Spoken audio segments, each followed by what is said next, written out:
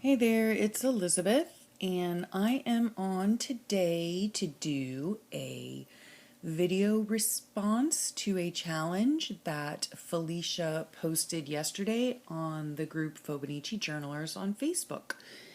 And the challenge is, I'm trying to read it from the computer. One moment, please. The challenge is to list our top 10 must-haves to Fauxbonichi. So I'm going to share with you today my top 10 must-haves. Everyone does Fauxbonichi differently. Everybody uses different books. Everybody uses different materials. So I think it's a great challenge that Felicia has posted because, it's fun to learn what other people use, what works for them, what doesn't. So let's just get started. And what you're seeing in front of you are my 6 Fauxbonichis for the year. And I'm going to show you a list of my must-haves. Now, again, these are my must-haves. They might be some of your must-haves, but these are the ones that I need to have in order to do my Fauxbonichi the way that I do it. So I need a composition book, glue sticks, many glue sticks, washi tape, black pens, a clear ruler, copies of prompt lists, Posca paint pens, flare pens, colored pencils, and clip art. Why I just read that to you, I have no idea because I'm fairly certain y'all can read for yourselves. Anywho, so the first thing on my list and what you see in front of you are composition books. This is how, sorry for all the glare in the shadow. This is how they start out, just a regular old composition book. I do happen to prefer Staples brand gridded. However, my husband is such a sweetie, and when he happens to be at the store, the poor thing, bless his heart. I mean, he doesn't know the difference between lined and gridded. He does, but he's just not thinking of that when all he sees is composition book and, oh, I bet Mama would like that. So yeah, there you have it. So I have a bunch of these that my husband has sweetly picked up for me at the store, and so those are what I shall be using. So they start out like this, and there are a couple reasons I've said before why I choose to use composition books. Number one, they're inexpensive, okay?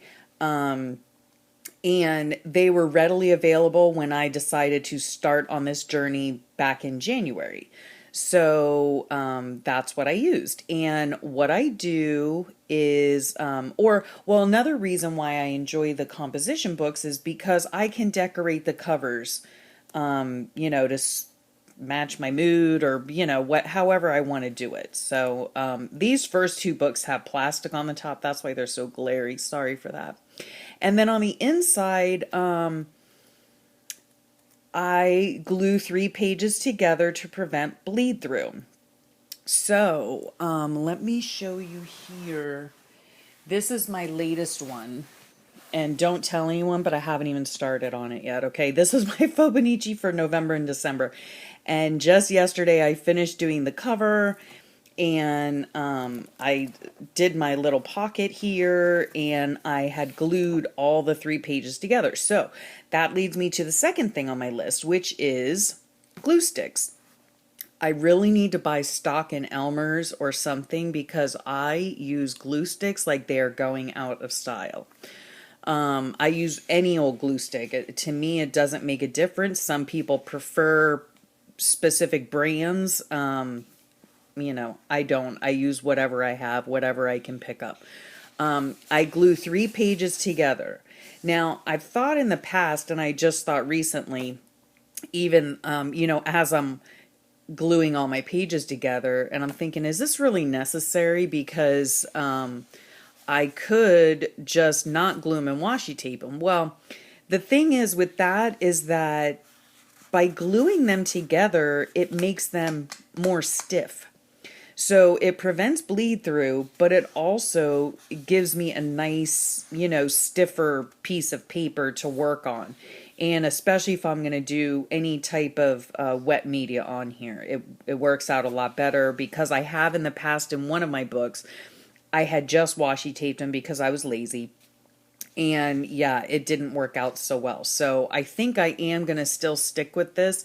I really like the look of what Felicia's using now, which she's using a Moleskine, a big one. I'm not sure the size, but it's fairly big. And it's about the size of this. It might be a little bit bigger, maybe, but it's about the size of this. And she goes every 2 pages. Like she does a 2-page spread, then she skips a 2-page spread, then she does a 2-page spread. So that prevents bleed through in her book. The only thing is that I really enjoy decorating the covers, and Moleskines, you really can't decorate the cover because they look like a nice leathery like cover. So anyway, so we've done 1 and 2, composition book and glue sticks. The next thing that I use that's on my list, is washi tape. And I use washi tape down the sides just to make it more decorative. Also, let me see here. Sorry for the noise. You'd think, I was prepared, trust me. Okay. So let's see if I can do this here. So there's the book. This is what I keep my washi in. And sorry, I had an itch. So yeah, it's just a regular drawer, and I keep my washi in there, and yeah, I use it to put down the sides of my pages. And also, like, see on my very first book here, I did not washi the pages. I did glue them together, but I didn't washi down the sides. But what I did do was I used, washi tape sometimes on the pages themselves. I think it just, it adds a little bit of fun and a little bit of whimsy, and it also, can be used to delineate sections and stuff like that. So yeah, sometimes I used it in my first book, sometimes I didn't. You can also use washi tape for tip-ins if you want to tip in, a card or something like that. Let me see in this book. In this book is my second book, I believe, and this is when I started washi taping the sides, see? So I don't know, it just makes it look pretty. Oh yeah, in this book too, I washied the top part as well. So I did the sides, and then I also did the top part there. I washied that. So that's just how I did that book. In this book here, I washied all the sides as well. And then I used washi to, delineate certain sections to just make it more whimsical, more fun. Add color. It's a great way to add color. And again, like to put, tip-ins in. So that's why I use washi. So let's see, what else do we have on the list? Black pens. Okay, so yeah. Black pens I use quite often. And I didn't bring my bag in here, but I have a bag filled with just black pens. They're mostly Sharpies and Microns, some Pitt pens, but I always have black pens because that is what I use to do my headers on the top. I use those to outline my lettering when I do my lettering in my books. Whoops, blank page. Ooh, you didn't see that. See, I outline lettering. Sometimes I outline my clip art. So yeah, so I always have, a black pen. And, whatever type. I have them in all thicknesses and everything. So must have that. And I must have a pencil too, but we're not counting that as one of them. Let's see what else. A clear ruler. Now, I can hardly draw a straight line with a ruler. Okay, so I use what is this called? The Tim Holtz. Oops, sorry for that glare. Oh my gosh, I just blinded you guys. Okay, so I use the Tim Holtz, and let me get a paper here. So it is clear. Oops, golly day, I'm sorry. So there it is, and it has like a center mark that I really haven't figured out how to use yet because, yeah, that's just me. But, oh gosh, anyhow, we're going to get done with this whole ruler thing. Yeah, I really like the Tim Holtz clear ruler because especially like if you're doing multiple lines, you can, and you want them to be evenly spaced or whatever the case is, you can, because the ruler's clear, you can line it up with the other lines. So it's really helpful. I really enjoy it. I'm not sure how much it costs. I probably got it at Michael's or something like that. And because it's Tim Holtz, of course, it's not going to be like a 99-cent ruler you get at Dollar Tree, but well worth it if you ask me. The next thing I use is, I must have copies of my prompts. And here they are. And what I had started doing, not in the beginning of my books, like in these first few books, I think I started using them in April, but see, like on this page here back in April, I just photocopied it and put it in there, stuck it in there. And then now what I do is, well, I'll show you in my newer book. Now what I do is I always have a pocket here. And so right here at the beginning of the month, I put in all of my prompts. And that is a must-have for me because I do take my Fauxbonichi on the go. And so I always have my prompts. And the people on the group are nice enough and sweet enough to list, all these different prompts that they see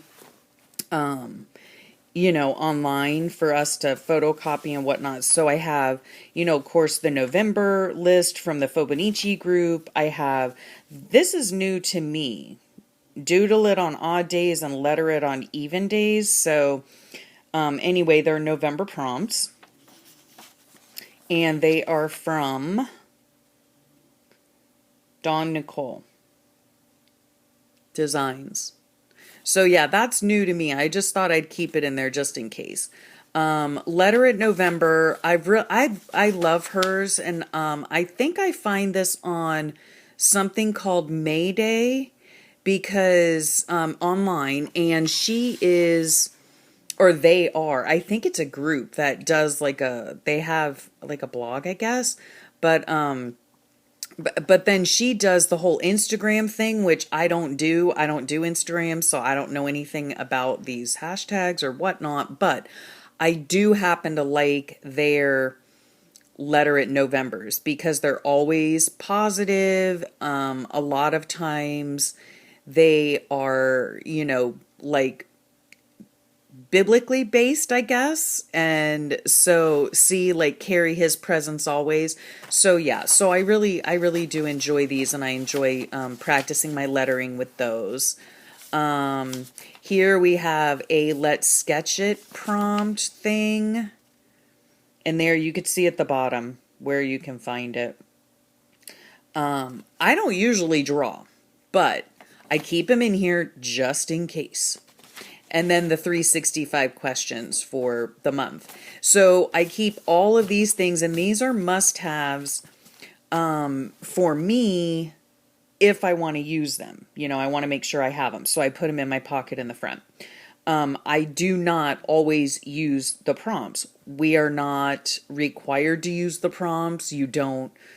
You can use them if you want to use them. If you don't want to use them, you don't have to use them. It's whatever you want to do. So on some days, if I'm not writing about, what happened in my day per se, then I might decide to, look at the sketch of prompt and say, oh yeah, I can draw pumpkin and draw pumpkin, whatever it is.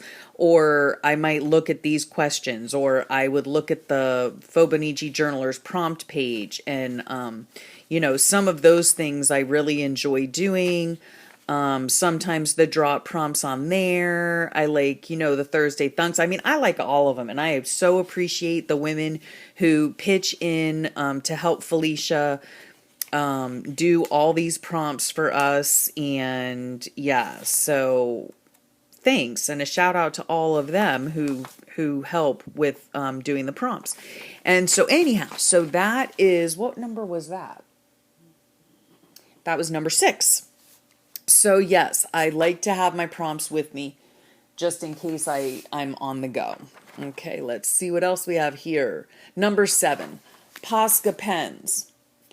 I ordered these earlier in the year. I think I got them as a Mother's Day gift. And the top one is the thick one. The bottom one is the thin one. I've showed these before in my videos.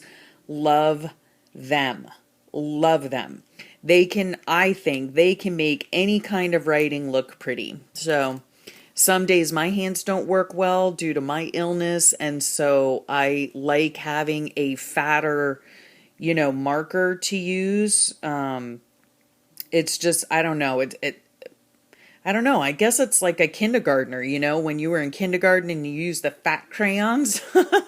That's why, because my hand-eye coordination isn't all that great, and so yeah, it's easier for me to use a thicker marker. And so I'll show you an example. Like in here, this is thick Posca marker.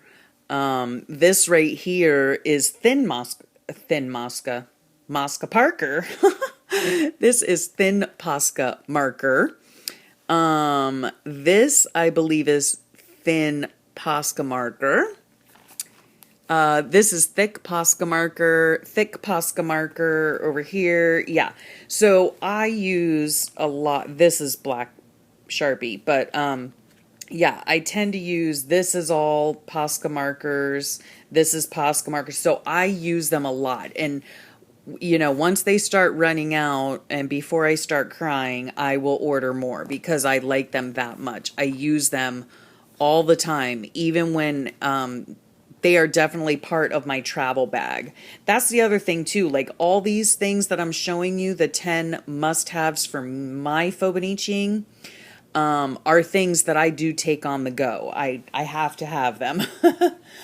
Okay, so that was number 7, was Posca paint pens. The next thing that's a must-have for me is my Flair pens. And I like these because they're relatively inexpensive. You could get them pretty much anywhere. Office supply stores. You can even find them at the supermarket. Anywhere. And they're a felt tip pen.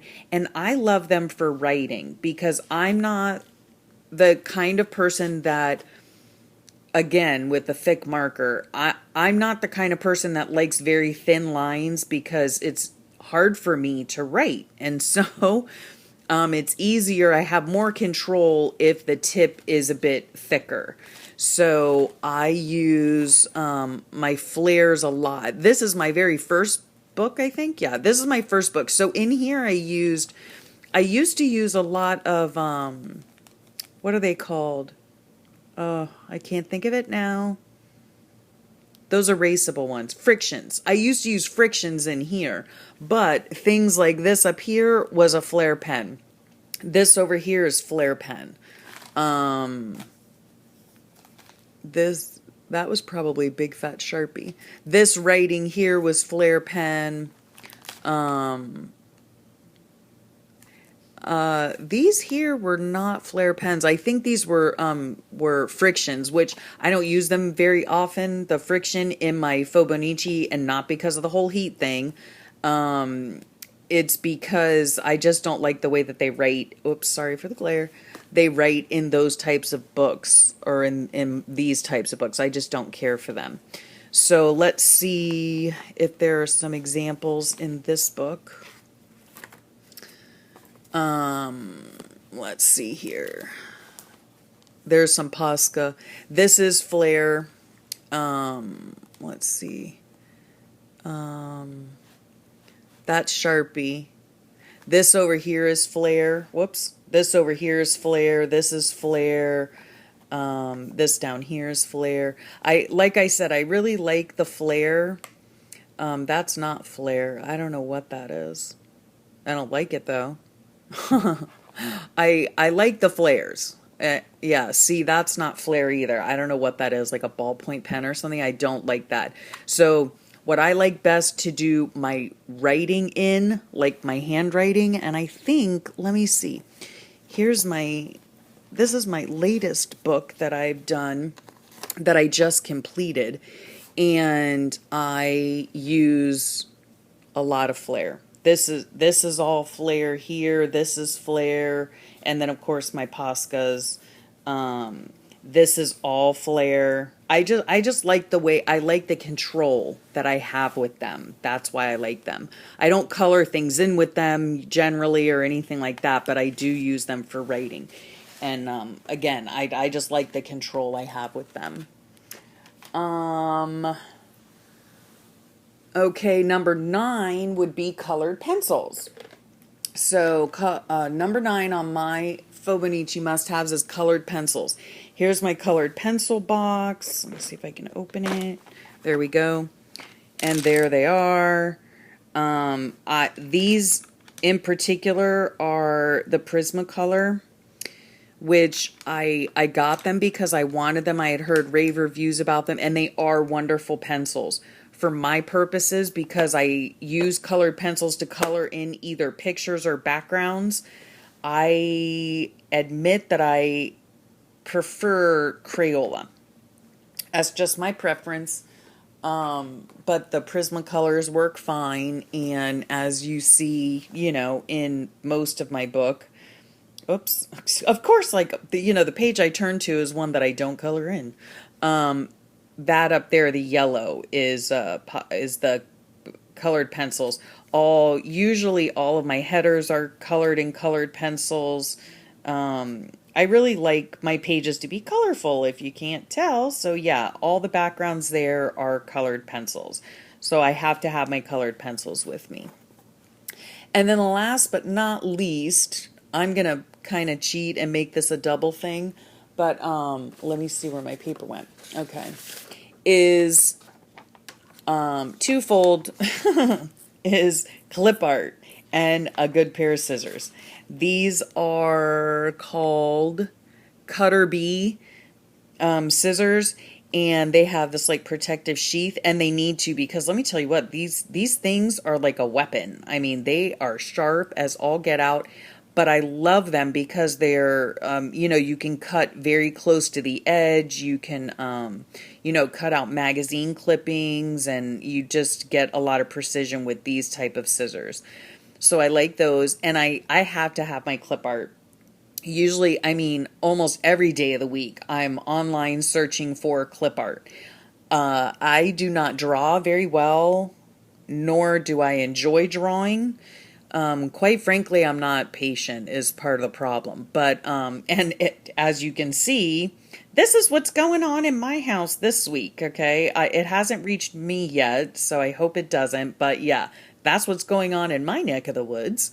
A bunch of people have colds around here. So anyhow, I love clip art. I use it all the time. It's so much easier for me personally to just go onto Google and search whatever I'm feeling, whatever I'm thinking. If we did something like, let's say, I don't know, I went to IHOP or something, and I want to put the IHOP icon, I guess, in there.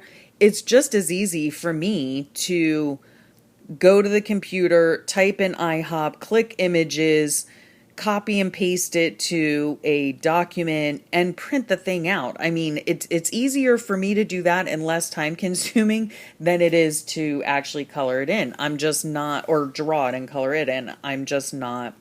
And of course, like I said, so yeah, I'm talking about clip art and how I don't like to draw, and yet the page I turn to is the page I drew my pumpkins on.